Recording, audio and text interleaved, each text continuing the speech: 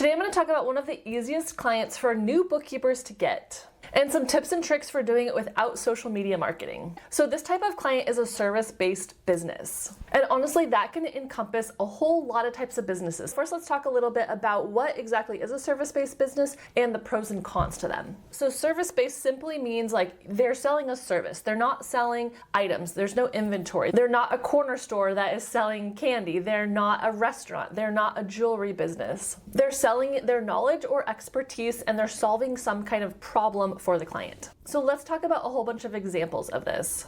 And we'll kind of put it into different categories. So medical professionals are often service-based businesses. So doctors, veterinarians, massage therapists, speech pathologists. I worked for a speech pathologist. So these are all great businesses to target as a bookkeeper. These also in theory might have a higher income. So I think that is something good to target as a bookkeeper because they can actually afford a bookkeeper. Next category is people that work on your house. So plumbers, electricians, handymen, landscape gardener, house cleaners. So if you own a home or know someone who does, these are people you're most likely going to come in contact with fairly often. And in my experience, often these are small business owners. They might need a bookkeeper. They might not have a bookkeeper yet. They might have like their niece doing their bookkeeping. There's a good chance they are looking for your skills to help them get organized. Another section you can think about is like the personal care. So hairstylists, personal trainers, massage therapists, coaches, dietitians, anyone like that you might hire to do certain services. And then there's a whole bunch in kind of like the online world now. So virtual assistants, any kind of online coach or consultant. Hopefully you're getting the gist of these, but let's talk about like what I like about them and what I don't like about them. As a bookkeeper, I've just found service-based businesses to be easier. Like they're more simple. Usually they have low overhead, so they are willing to spend some money on a bookkeeper. I'm really not interested in tracking inventory, so that is something you'd have to do for certain businesses that have inventory or stuff that they're tracking. I've never worked for a restaurant. I feel like restaurants are a bookkeeping niche that you could get into if you wanted to, but they seem complicated to me because I have no experience with restaurants. And the cons that I've personally found might not apply to everything, but I find them to be a little bit smaller and sometimes less organized. If you have an electrician coming to your home and maybe it's a guy and he hired like a few of his family members, so there's like 3 or 4 of them working together, they might not have taken the time over the years to really refine their systems, to use new technology, to have organized systems for communication and scheduling. Actually, that could be a pro or a con because sometimes it's fun to be the one to put some of those processes in place. Also, again, caveat, that's not every service-based business, just what I've kind of like seen over the years. Let's talk about how to find these really good businesses without worrying about social media marketing, creating an Instagram, paying for Facebook ads, none of that. How do you just do it like the old-fashioned in-person networking? This video is actually inspired by a conference that's all about that topic, is finding clients without social media. This is the second year I've been a part of it, and it's put on by my good friend Gabe, who's really competent, really organized, and she does a great job. So the conference is totally free and it's online. So here's what the sign up page looks like. It's the 4th through the 8th, so it starts today. So sign up if you are watching this the day that my video comes out. I will leave this linked in the description box. Again, it is totally free. There is a different theme each day and all these different speakers, and then she also has live events that you can participate in. And a new thing this year that I love is she calls it Implementation Week, where you actually get done the things that you learned during the week. So you learn all this stuff at this virtual conference, and then oftentimes it kind of just goes out of our mind and we're like, oh, I meant to do that, but I never got around to it. But for this one, it has a week where you actually work on implementing everything that you've learned. So I thought that was a really good addition this year. Again, all the information is going to be in the description box. While you're down there, why don't you subscribe to my channel, give this video a thumbs up, check out my website, FinePoints.biz, for tons more bookkeeper resources. Okay, step 1 to this marketing without social media is figure out who you want to market to. Get as specific as possible.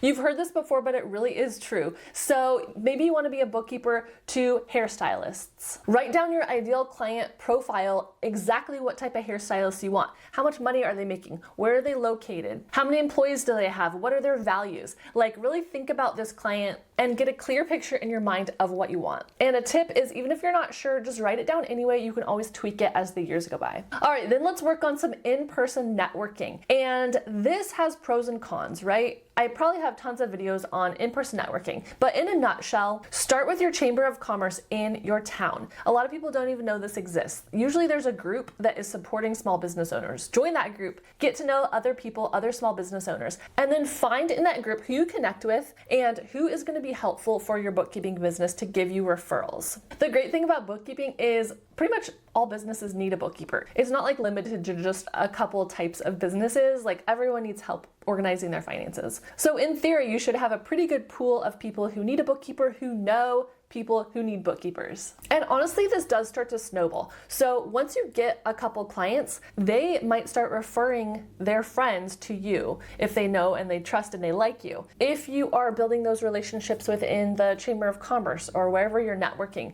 your name will start to get out there. Or whatever network you choose to do, maybe it's your neighborhood or your kid's school. If you give it time and you're being intentional about getting your bookkeeping business visibility, I truly believe that you're gonna be able to find clients fairly easily. BNI, Business Networking International, is another option. I actually have a whole video about that I posted a couple months ago, so you can check out that. It's like next level for networking. It's a little more serious. And when you go to any of these networking events, or if you're chatting with people, come with a plan. I'm an introvert. I don't love to go meet big groups of people and get to know people. It's kind of hard for me. It takes a lot of energy. And so I will over prepare. I'll plan ahead what I want to say, who I want to talk to, what goals I want to come out with. Maybe I want to come out with one coffee meeting with an accountant. That kind of helps make it fun and gamify it for me. And honestly, if I really just sit and think, oh, people do want to get to know me. I do like humans. I do like people. It's not that bad. Everyone's just doing their best and trying to get to know people. As you're going along and finding people that are good to network with, really focus on people that are complementary to your bookkeeping business. So I often mention accountants, tax preparers, financial advisors might be a good one, or anyone that is supporting small businesses. Could even be like website designers. A really successful web designer will probably know a bunch of small businesses, and especially if they have the same niche as you. My friend Krista, who we've talked about a lot on this channel, she's starting a bookkeeping business. One of her first clients was in home health. So that is like helping elderly people with like different needs that they might need in their house. So maybe doing grocery shopping or some medical care. So she had one client in the industry, and then he knows a ton of people, and he's kind of like a connector. So he has gotten her like a couple other clients in that same industry. So if you find someone like that, kind of like nicely like glom onto them, follow up really well when they email you, show that you are a good resource, and so you can really build that partnership. All right, let's chat a little bit about how to use AI to help you in marketing. One thing I've been doing recently is using ChatGPT or Claude as like a brainstorming buddy. So here's a few examples of things you can ask it that are going to help you with your marketing. First of all, say, how can I get more clients in this industry? Then copy and paste that ideal client profile that we talked about early, copy and paste that in there and be like, how can I get more clients like this? Give me 20 ideas. And it'll spit out a list, and then look through that list and figure out which one seems the best to you, that'll work with your life and your interests and your values and all that. You can also have it brainstorm 20 different businesses in your area. Maybe it's different accountants in your area. Make a list of that, and then you can go about contacting those. You can ask for networking ideas. Say, oh, I'm going to this like group tomorrow. What should I do to stand out? Maybe it'll be like, oh, bring some homemade cookies to pass out or something. Kind of like a quirky, weird gimmick thing, or like a funny handout or something that like sets you apart a little bit and is memorable. And you've probably already used ChatGPT for a lot of writing things. I do think that's really helpful. Writing emails, maybe a blog, telling it to do SEO, search engine optimization for your website. You could train it to talk in your voice also. Research how to make a custom GPT so that basically it saves information in there, so you can give it a lot of like source material and like a bunch of your writing samples so it knows how you write or how you speak.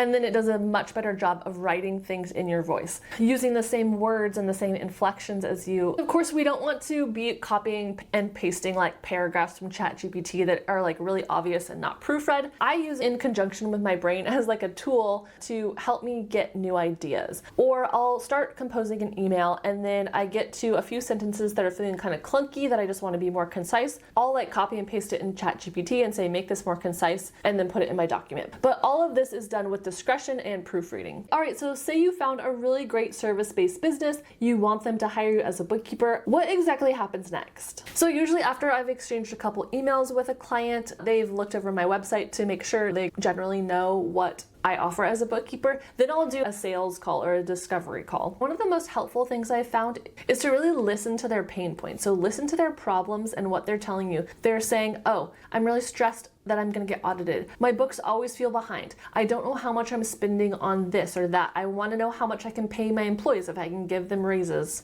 So when you hear stuff like that, note it, even write it down, and then revisit it later in the conversation. Like, oh, I remember you were stressed about paying your employees. Here are some things as a bookkeeper that I would look at, or I would help you be organized in these ways so that you can make these decisions even easier. Let me know if you have a favorite service-based business. Leave a comment down below. I'm actually curious what your guys' niches are, or what type of clients you like, and what have you found to be easy and works well for you. If you're not that excited about marketing on social media, definitely check out the conference, Getting Clients Without Social Media. All the information will be, I think I'll leave it pinned in the comments and also in the description box. Thank you guys for hanging out with me today, and I'll talk to you again next week.